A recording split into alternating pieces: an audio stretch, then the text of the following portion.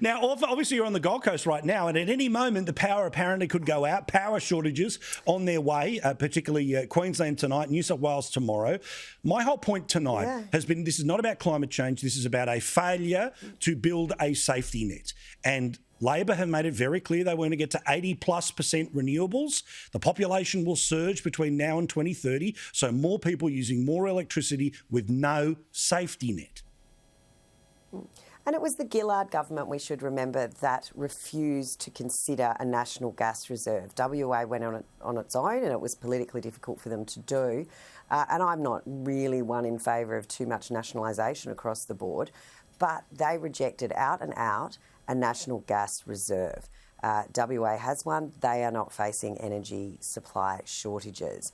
But when you look at what's happening around the discussion of coal, of the discussion of gas and the demonisation of it, most renewables are not actually connected to the national energy grid. So therefore, when Albo talks about 80% plus renewables going to be servicing the country by 2030, it also means a rewiring of the grid. It's just lunacy.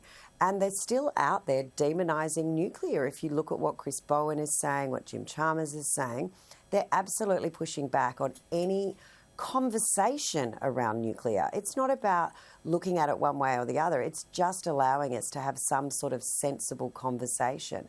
But the other thing that's important to understand when you look at what's happening in Queensland tonight is it's when you get irresponsible market intervention. So there's a, supply and demand. Some of us paid attention in basic economics class.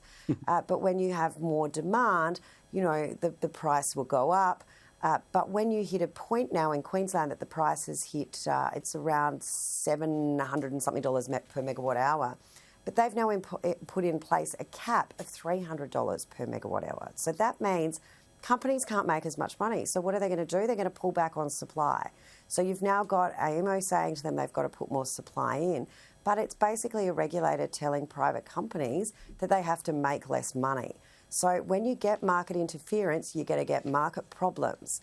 And look, you and I probably agree on this as well. We're not normally big fans when Malcolm Turnbull comes back into the political conversation with an opinion, but he's actually not wrong when he talks about the engagement with the gas companies.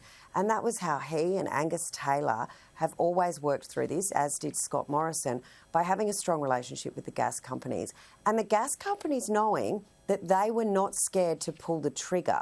Now, I don't know if Mr Albanese's been in contact with them directly, but certainly Prime Minister Turnbull would have been, as was Prime Minister Morrison along with Angus Taylor, and it was ensuring they understood that the lever would be pulled.